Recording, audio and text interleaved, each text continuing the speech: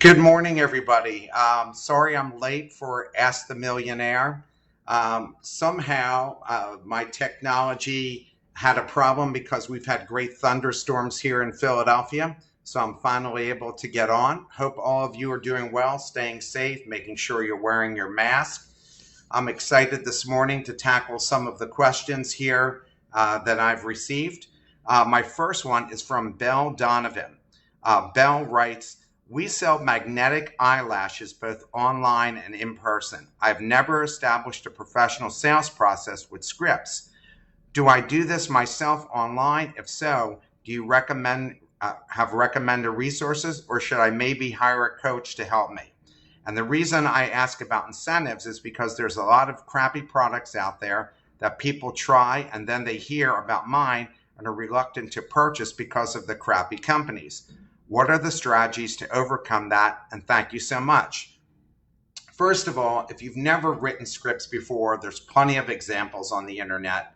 And if you really don't feel comfortable doing that, what I would definitely suggest you do is get a sales coach who has written scripts before and has done that. And I would look for someone who's done exactly what you're looking for, which is selling, developing scripts for consumer products targeted at females. And probably I would go and try to find a female sales coach who has that kind of background and experience. I think that would be extremely helpful to you. And the other thing that I would do is I would create videos about your product and showing people wearing it and talking about it. And I would get endorsement videos from people who have actually used it. And then I would post those same videos on YouTube, on Instagram, on Twitter, and definitely on Facebook. And I would consider buying some Facebook ads, see how much they might cost for your type of product. And then I would ask my friends and customers who bought the product to email all of their friends and post them using your product and for them to talk about it. And that should drive some people to it. And if you create scripts for them, just create something that's authentic, something that's maybe 3 or 4 lines, something that's easy to articulate, something that's easy to communicate to other people and that they'll understand. And if people stumble a little bit, it's okay because it comes across as more authentic than being rehearsed by actors. So that would be what I would do if I were you. I would go and get a woman who has sold products like this, who may be able to help you out with the script. I would then also post this on to, you should do your own video talking about your product, also have some of your customers talk about it. And again, post it to Facebook, Instagram, Twitter, and also on your own website, obviously, and put it on YouTube. And all of those things, and having your friends and customers put the word out, that will be of great help to you. The second question I get is from Gabriel Chaparro. Gabriel writes, I'm a day trader that also provides entry and exit signals to our subscribers in direct messaging. Day trader is somebody who's buying and selling stocks and other securities online, and they're doing it from the comfort of their own home, using their own computer, and they're not using a stockbroker, for those of you who don't know what a day trader is. When we enter a trade, we go to the channel and type out the trade's detailed information. Usually we form the alerts on template to keep the channel organized. We ended up creating a software that automates the entire message composition to be posted into a template and sent to our channel. So basically, we linked a trading platform to a mass messaging platform. Amongst our other capabilities, the software saves us tons of time and tedious work. We now plan to sell this software to signal providers like myself. I'm asking this question because I've read the articles on calculating the price of a service, but most of them advise me to look at a competitor and to know my market. In my situation, I have not found a competitor. So here's what you need to do. You need to create first a spreadsheet that has all of your cost in it. And that means your cost of the time you're taking to go and market the product, sell the product. If you have rent, you need to calculate that in. if in fact you have a website and the development of the website and the hosting of the website and then it changes to the website, every conceivable cost that you have, insurance, internet access, if you pay for Bloomberg, whatever your costs are going to be for running your business, this particular business, you need to calculate all of that in and then add 20%.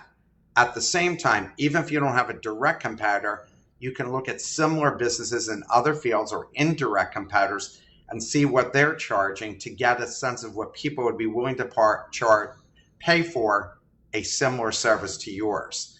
So if you go and do those things, a spreadsheet with all your costs in, including the time you put in into things, the money you spend in hiring an accountant to pay your taxes, any software that you buy to run your business like Microsoft 365 or something along those lines, everything and anything, people that work for you, put it all into the spreadsheet, add it all up, and then add 20-25% to it so you have a decent enough margin that you're able to go and make some money.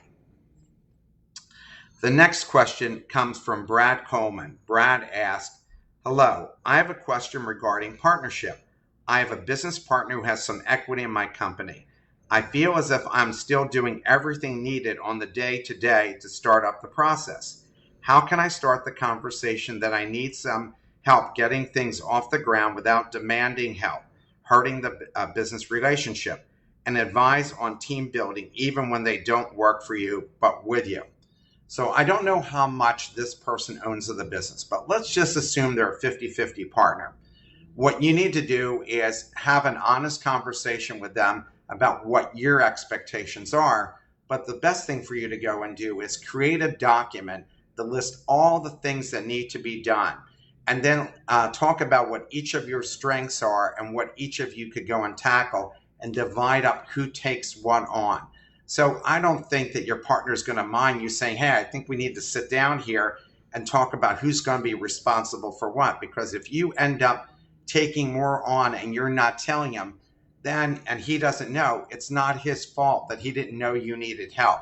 So you need to be able to tell him. And if you take on everything by yourself and you act like a martyr, it's not going to turn out well for you and you're going to become very unhappy. It's very much like being in a marriage when you're in a business partnership. You always have to have open communication and decide how chores are divided up and what's fair and equitable for each person, both in time, stress that's involved in handling these different items. And you might find that each of you has a certain set of skills. Your skill might be operations. Your partner's skill might be sales. Your skill might be innovation. And his skill might be developing processes to make sure that whatever you're innovating is going to work. I work with two people in a new venture called Funding Organizer. And my girlfriend just recently joined us in this project, in this new venture. And she is a master at mapping out processes. So I created the idea. I have a programmer who's doing all the programming.